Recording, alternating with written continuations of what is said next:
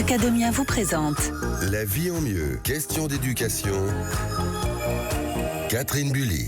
Bonjour à tous, merci d'être avec nous sur Sud Radio. Nous sommes ravis de passer cette demi-heure avec vous, comme chaque dimanche, entre 12h et 12h30.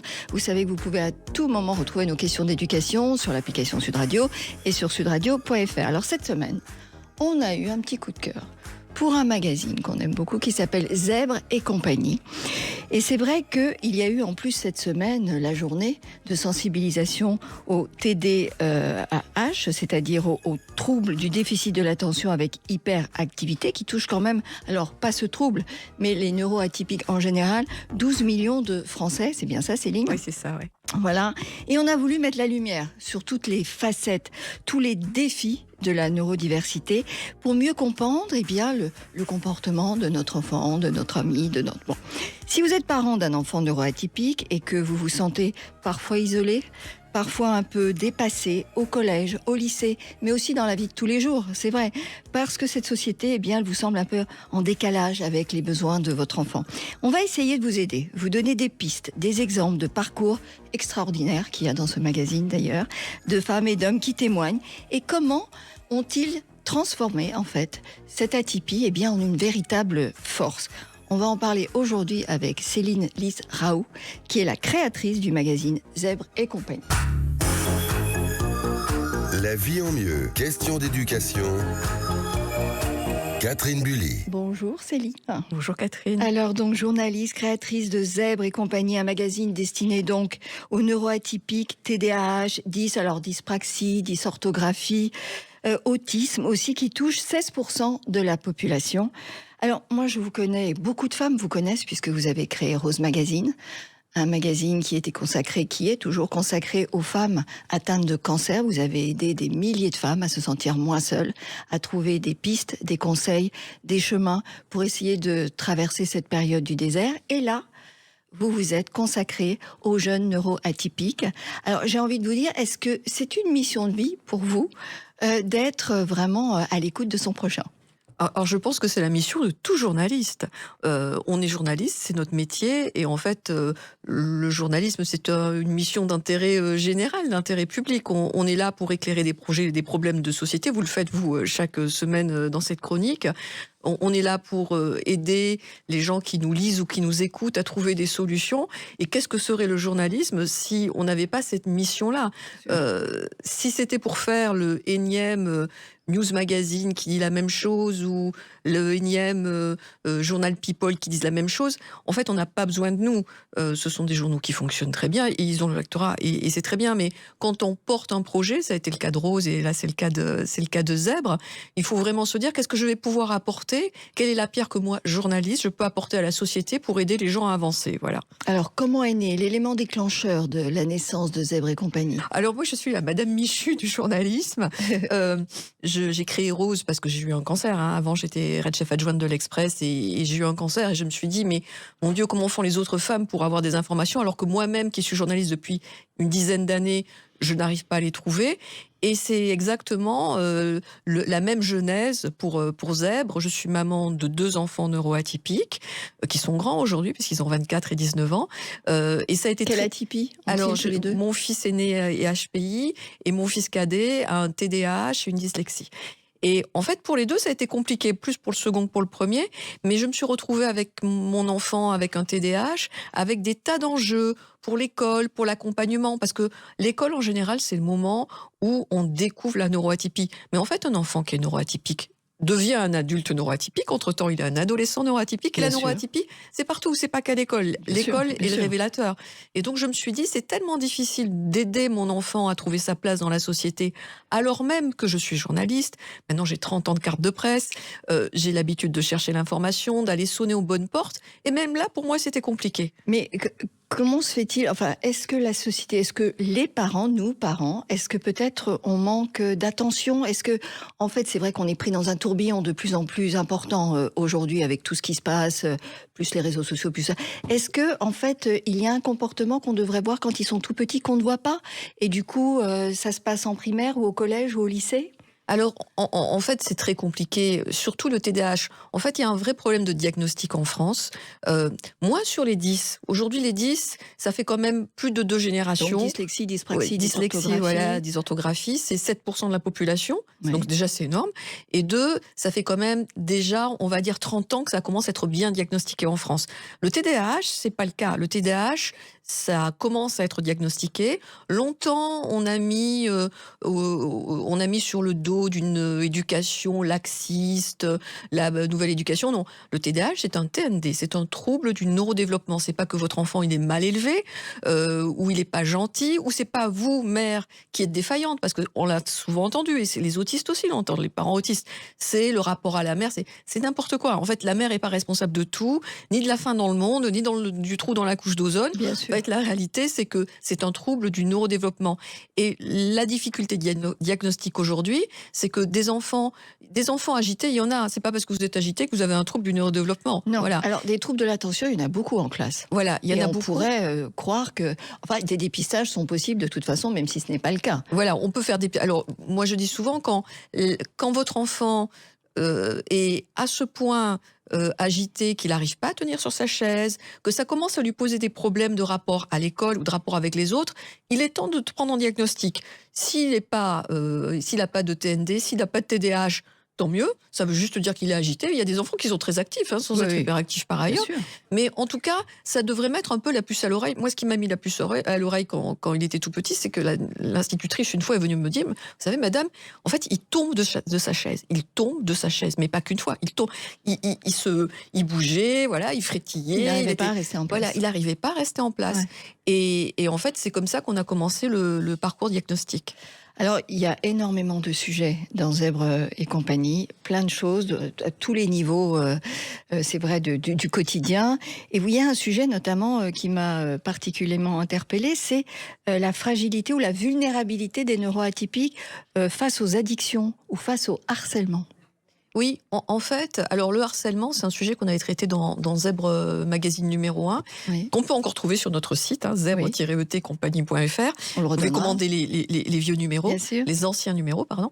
Et en fait, les enfants, on a vraiment tenu à faire un sujet sur le harcèlement parce que les enfants sont harcelés, mais sont plus harcelés quand ils sont neuroatypiques. Pourquoi ? Parce que les gamins, ils détestent la différence. Et donc, toute différence, elle est harcelable, entre guillemets. Donc, quand vous êtes en surpoids, vous êtes harcelé. Quand vous êtes rouquin, vous êtes harcelé.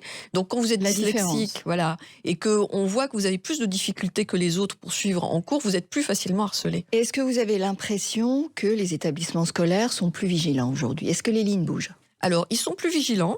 Je dois dire que le travail des associations de parents a été extrêmement importante pour sensibiliser les profs, sensibiliser les instituteurs, sensibiliser les directeurs. Et à présent, les gens ont cette écoute. Sauf que les enseignants globalement, ne sont pas formés à ça.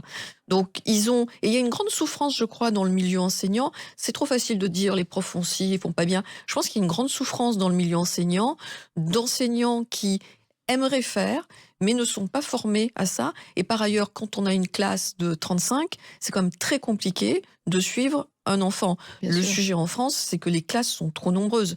On devrait politiquement, et Adrien Taquet, qui a été ministre de la Famille sous un gouvernement précédent, porte vraiment cette idée, on devrait collectivement se dire, on est dans un creux de la natalité, il y a de plus en plus de classes qui ferment parce qu'il y a de moins en moins d'enfants, il est peut-être temps de faire, au lieu de faire des classes de 30, de faire des classes à 15, et là, les instits, les profs... Ce serait bénéfique à différents égards. Voilà, et ils auraient le temps de comprendre la neuroatypie, ils auraient le temps de la suivre, parce que c'est pas la même chose d'avoir une classe avec 3 dyslexiques, parce que c'est le pourcentage, avec 35 élèves, ou une classe avec 15 élèves. Bien sûr.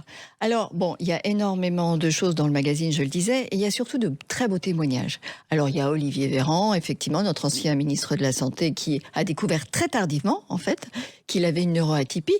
C'est intéressant quand même de le savoir assez tôt, parce que, par exemple, pour l'attention, il y a des petits traitements qui peuvent aider un élève à se sentir mieux et plus confortable en classe. Donc... Oui. C'est quand même mieux de le savoir. Oui, mais Olivier Véran, il a entre 45 et 50 ans. Il est d'une génération où, une fois de plus, On faisait pas on attention à ça. diagnostiquait pas ça. Alors c'est intéressant dans son témoignage. Lui, il a eu son diagnostic parce que souvent les personnes avec un TDAH ont des vrais problèmes de sommeil. Et Olivier Véran dort 4 heures par nuit. Et c'est quand je l'ai interviewé, c'est ce qu'il me disait. Il me disait, en fait, je dormais 4 heures par nuit parce que du moment où je suis réveillée, ça tourne dans la tête, ça tourne. C'est un vrai zébulon. Il pense tout le temps, il est en ébullition. Et il me disait, quand j'avais 30 ans, dormir 4 heures par nuit, bah, ça allait. J'approche de la cinquantaine.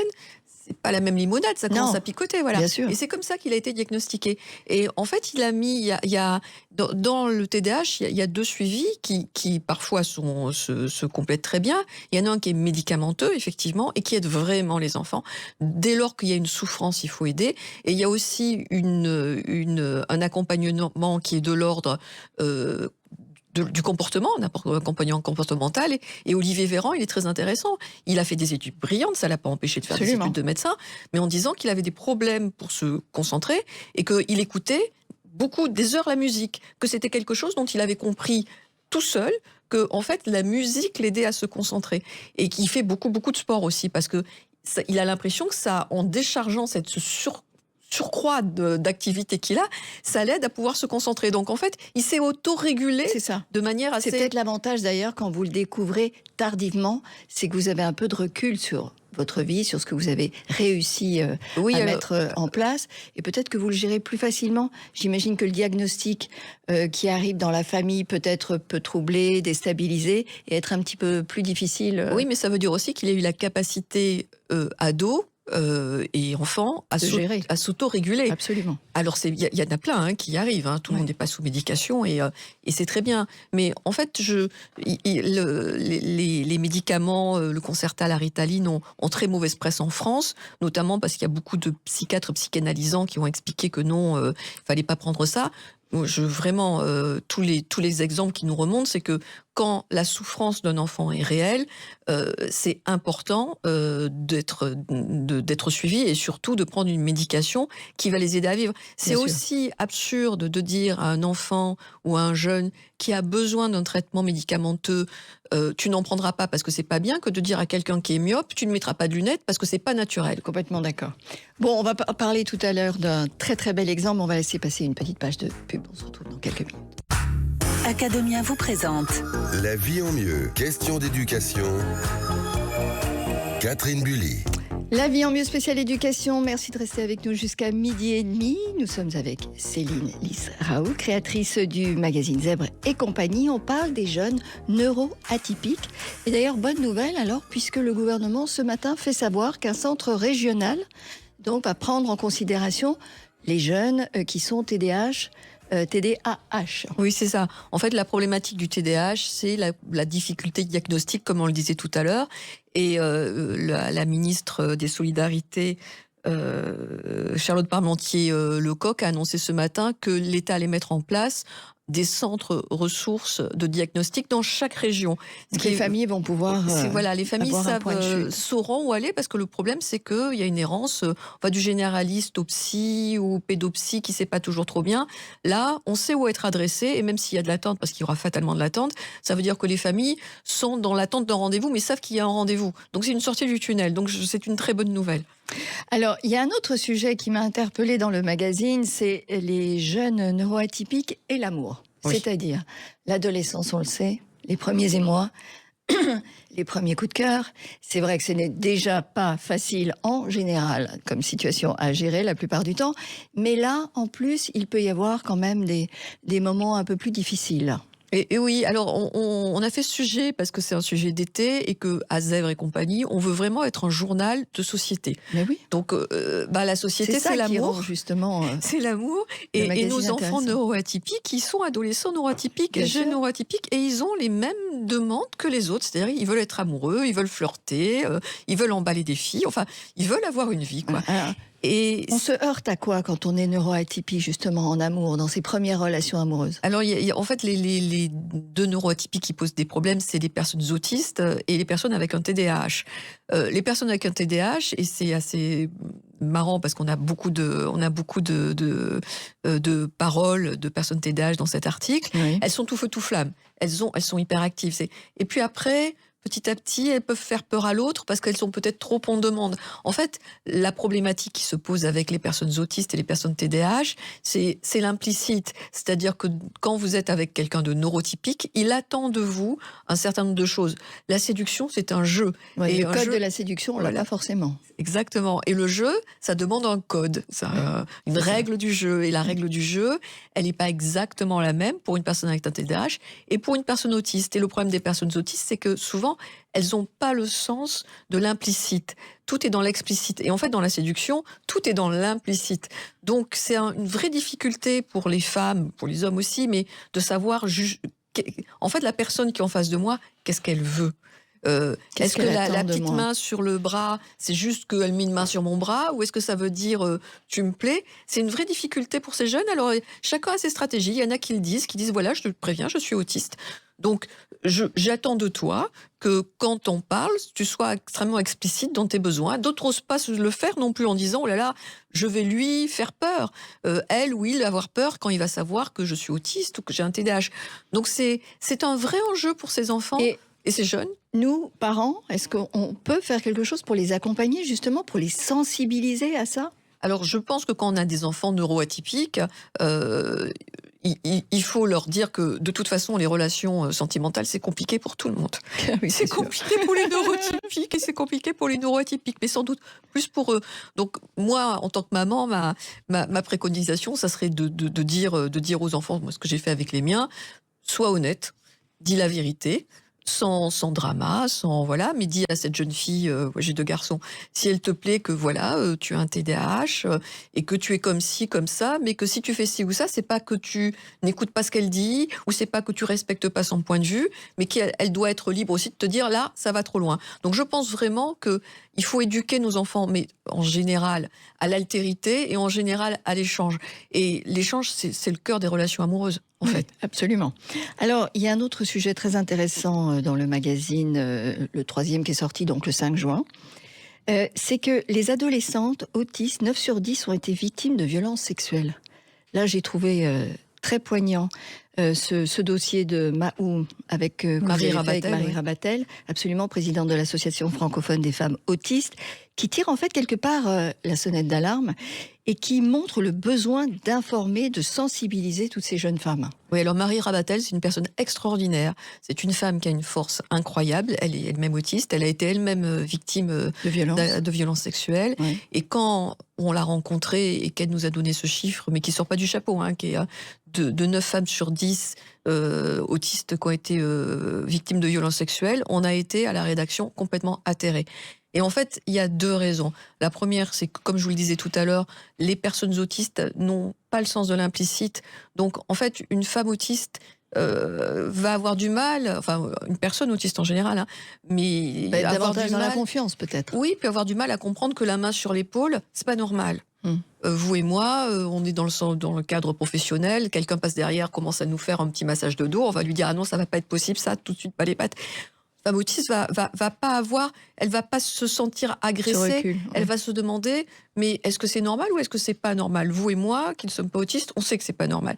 Donc c'est très important et Marie Rabatel vraiment plaide là-dessus en disant il faut éduquer les jeunes filles autistes et les jeunes hommes aussi, hein, qui sont victimes aussi. Bien sûr. Dire ça c'est possible, ça c'est pas possible. Parce que ce que nous implicitement on comprend très bien, parce que nos mères nous l'ont dit, ou parce que notre expérience de femme nous le dit, c'est pas nécessairement le cas pour une personne autiste. Et puis il y a un autre sujet, c'est la violence en IME, c'est-à-dire les instituts médicalisés, où il y a beaucoup de violences sexuelles, et c'est un vrai problème en France. Ah ben. Beaucoup de parents d'ailleurs hésitent à mettre leur enfant en IME parce qu'ils savent qu'ils sont victimes de violences sexuelles. C'est un énorme problème et c'est un problème de société et c'est une honte pour notre République de continuer et de ne pas redresser ça. Un autre sujet aussi qui interpelle, c'est les fake news. Et j'imagine que les fake news, effectivement, quand on est neuroatypique, discerner le vrai message, la vraie photo, il y a toujours ce problème de est-ce que j'ai le recul nécessaire pour? Alors ce sujet, il est dans une rubrique qu'on appelle la génération XY zèbre. Donc je pense que c'est un sujet on essaie de faire des sujets qui intéressent tous les jeunes. Et donc, ça intéresse vraiment tous les jeunes, sans doute plus les jeunes qui sont très impulsifs. Et ce qu'on dit dans l'article, c'est que pour éduquer nos jeunes aux fake news, il faut avant tout les éduquer à regarder d'où vient la nouvelle. Parce que, voilà. Et toutes ces nouvelles-là, elles sont basées, enfin, l'algorithme est basé sur le fait que beaucoup de gens vont la partager. Donc, beaucoup de gens vont la partager quand c'est des nouvelles qui tapent à l'œil, qui étonnent ou qui scandalisent et qui sont basés non pas sur la pensée, mais sur la réaction. Et c'est vrai que les jeunes qui sont hyperactifs, ils ont tendance à réagir beaucoup plus vite, donc ils ont tendance à beaucoup plus relayer. Donc c'est un vrai travail, je pense, de nous, parents, d'accompagner nos enfants en leur disant, voilà, c'est pas parce que ça a été relayé 100 000 fois que c'est vrai. Bien sûr. Il y a 100 000 personnes qui peuvent dire des bêtises, voilà, pour commencer. Et deux, regarde toujours d'où vient l'info et qui a intérêt faire circuler cette info. Ça signe le crime en général. Absolument. Alors il y a de très beaux témoignages dans ce magazine, notamment ce jeune apnéiste qui lui s'est réfugié dans le silence. J'ai trouvé cette histoire très très belle. Est-ce qu'on peut aider finalement un jeune qui est diagnostiqué avec une neuroatypie, l'aider justement à trouver la voie pour transformer cette atypie en une force? Là, en l'occurrence, l'apnée lui a amené... Ça l'a sauvé, il le dit. Ça l'a sauvé. Alors, c'est Arnaud Gérald, c'est un très beau... le sujet photo est merveilleux aussi. Absolument. Il est champion du monde, il est 8 fois champion du monde de plongée en apnée. Voilà, c'est un Français, dans le monde du sport, il est très connu. Et en fait, Arnaud Gérald, il est multidys, très dyslexique, et hypersensible au bruit notamment. Voilà, oui. Comme c'est le cas. En fait, dans les TND, les gens qui ont des troubles du neurodéveloppement ont 50% de risque en plus d'avoir un autre TND. Donc, en fait, souvent, dans la moitié des cas, ils ont 2 TND. Donc, Arnaud, il est hypersensible au bruit, est dyslexique, grosse difficulté à l'école, pas du tout confiance en lui. Et le jour où il commence à plonger avec son père, il se rend compte que le monde du silence, ça lui parle. Il est apaisé. Et il est devenu... très vite, c'est le meilleur au monde depuis 8 fois et tout jeune. C'est une star dans son milieu. Et je pense que notre travail de parents, c'est justement de faire un pas à côté de la norme. C'est la plus grande difficulté quand vous êtes parent d'un enfant neuroatypique, c'est quand arrive le 12 tonnes sur vous de l'école qui vous dit « Votre gamin, il n'y arrive pas, il passera pas au collège, il ira jamais au lycée et il est feignant et c'est un peu votre faute, madame. » C'est un discours et un vocabulaire qu'on devrait même pas entendre. Oui, mais on l'entend encore beaucoup. Et en fait, il faut avoir la présence d'esprit. Moi, je l'ai pas eu tout de suite, donc je le dis avec mon recul, de prendre un pas de côté et de se dire, ok, la norme veut ça. Qu'est-ce que la norme? La norme, c'est une construction sociale. Absolument. La norme aujourd'hui, ce n'est pas celle d'il y a 3 siècles et ça ne sera pas celle d'il y a 2 siècles. Donc aujourd'hui, la norme, elle est basée sur une capacité d'apprendre d'une certaine manière. Et en fait, c'est vraiment en France, on adore être comme les autres et la norme, c'est une norme scolaire, c'est-à-dire que ce qui est normatif, c'est les gens qui savent apprendre comme les autres. Mais 16% de la population, le problème, c'est pas qu'ils soient neuroatypiques, c'est que en fait, on devrait être dans la norme. On ne peut pas dire qu'une société qui laisse de côté 16%, plus de 10 millions de personnes, c'est une société qui est saine. En fait, le problème, c'est que notre norme, elle est complètement étriquée. Et ce que je veux faire avec Zèbre, c'est bouger le territoire de la norme, faire une norme plus large. Et donc, évidemment, le rôle des parents, c'est de faire un pas de côté et de dire à son gamin, bon, écoute, l'école... Il y a mille une façon d'apprendre. Voilà, l'école, c'est pas ton truc. Bon, on va quand même essayer de t'aider, de t'accompagner. Et il y a des tas de manières, il y a des tas d'enfants. On parlait tout à l'heure d'Olivier Véran, qui a un TDAH, ça n'a pas empêché de faire des études brillantes. Donc, ça veut pas dire que c'est perdu, Quentin. Et 2, ça veut dire, après, si c'est pas ta voie, tu vas trouver une voie de bonheur et d'excellence. Parce que les études, c'est pas nécessairement la voie de bonheur et d'excellence. Et d'ailleurs, on le voit, il y a un deuxième portrait dans Zèbre, qui est Corentin Leduc, qui est un aventurier écrivain. Pareil, dyslexique, très malmené. Et en fait, il est devenu aventurier professionnel. Parce que comme ça, il s'est réalisé. Donc je pense que l'enjeu pour nous parents... Il y a beaucoup de portes à ouvrir et de chemins à explorer.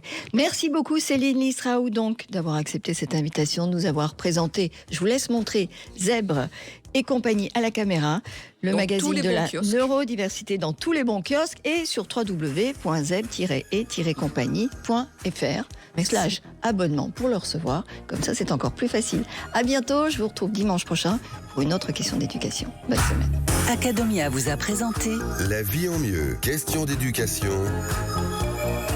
Catherine Bully.